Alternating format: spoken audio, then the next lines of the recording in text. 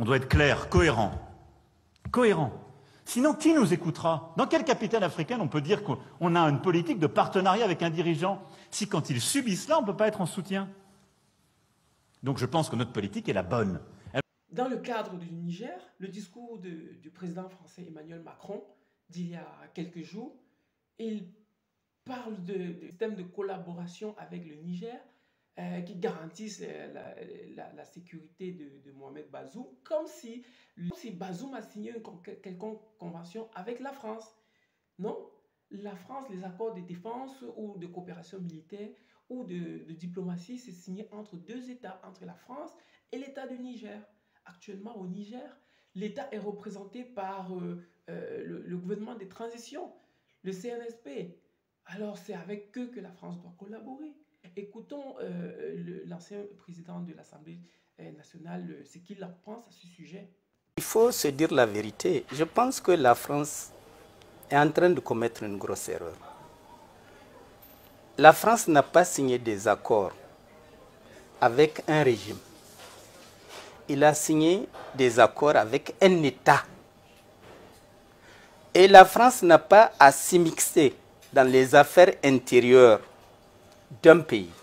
D'autre part, toute la communauté publique, comme on s'est dit, la société civile occidentale, ne comprennent pas la présence militaire française dans les États africains indépendants au XXIe siècle. Notez que nous sommes une nouvelle génération.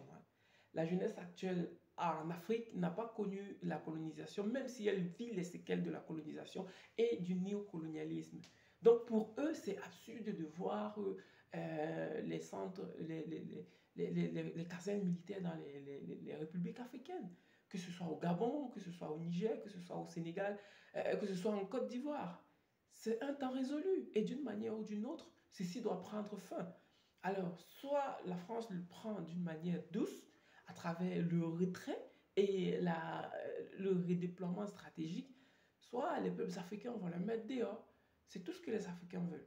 55% des Français sont favorables à la fermeture des bases militaires en Afrique. Étant donné la situation et le rejet que suscitent ces militaires français, il y a un moment... Crions bagage. Oui, mais c'est dommage de le faire à chaud, comme ça, sous la pression. Il aurait fallu un peu anticiper, et c'était tout à fait possible de le faire. Moi-même, enfin, j'ai discuté de ça avec des responsables français. Il fallait fermer certaines bases de façon symbolique. Il fallait aussi abandonner le système du franc CFA pour des raisons symboliques. On souffre en fait d'une inadaptation de notre politique qui est restée la même, alors que les sociétés africaines ont profondément changé. Il y a une démographie très forte, il y a une jeunesse montante qui ne comprend plus cette politique ancienne qui était approuvée par les chefs d'État. Les chefs d'État de l'ancienne génération qui sont renversés les uns après les autres et on se retrouve devant des gens qui représentent plus la jeunesse actuelle et qui rejettent donc notre politique. On la rejette également parce que justement nous sommes liés aussi à ceux qui ont été renversés par les coups d'État. Désormais, la jeunesse africaine est consciente de la place centrale qu'elle occupe dans le développement du monde entier. Désormais, l'Afrique tout entière est consciente de la puissance, de son poids économique et stratégique dans le développement de l'humanité. Donc, les relations de domination, c'est terminé. La peur a changé de camp. Désormais, l'Afrique parle à vive voix. Les Africains n'ont plus peur. Les stratégies du passé, c'est fini. Relations gagnantes-gagnantes, coopération gagnante-gagnante ou basta. Les États africains surveillent pour une réelle indépendance. C'est le début et la fin de l'émancipation, du processus d'émancipation globale enclenché dans les années 1960 par nos parents. Désormais, tous les jeunes veulent parler, tous les États veulent être dirigés d'une manière qui privilégie le développement de leur population. Il ne faut pas céder à un narratif utilisé par les putschistes qui consisterait à dire notre ennemi est devenu la France.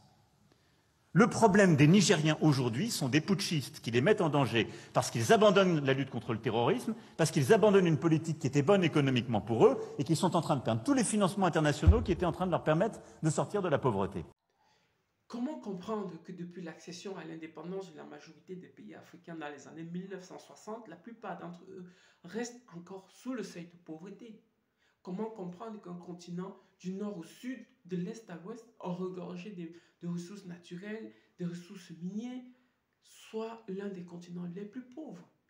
Comment comprendre que depuis les années 1960, la communauté internationale, avec des soi-disant aides publiques au développement, n'ont jamais permis de développer un seul pays d'Afrique?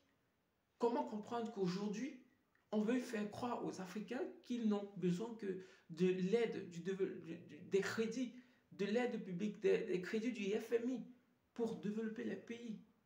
Comment comprendre que l'Afrique tout entière n'est pas encore industrialisée, pendant qu'à côté, entre les années 2000 et 2023 que nous sommes, il y a eu des booms, développement industriel dans les pays asiatiques.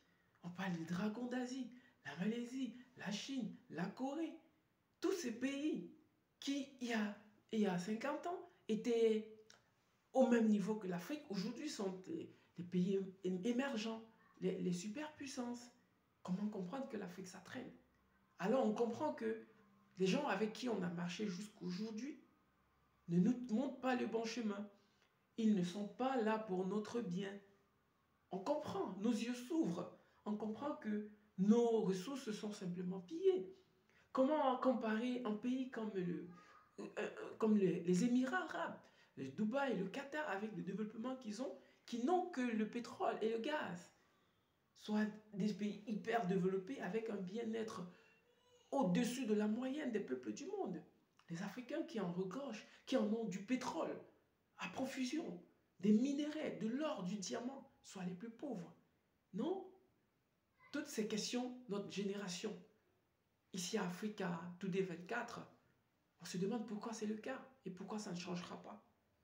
Alors, notre voie, c'est de pousser les peuples à comprendre ce qui se passe autour, de s'éduquer et d'influencer les gouvernements pour le bien-être de tous.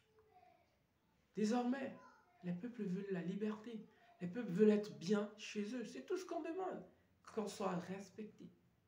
Alors laissez les Africains respecter leurs décisions, laissez-leur gérer leur pays comme ils veulent, collaborer avec qui ils veulent. Les accords coloniaux, c'est dans le passé. Désormais, c'est fini, Burkina. C'est fini, Mali, Yako. C'est fini, Niamey. Le Gabon, qu'est-ce qu'on fait?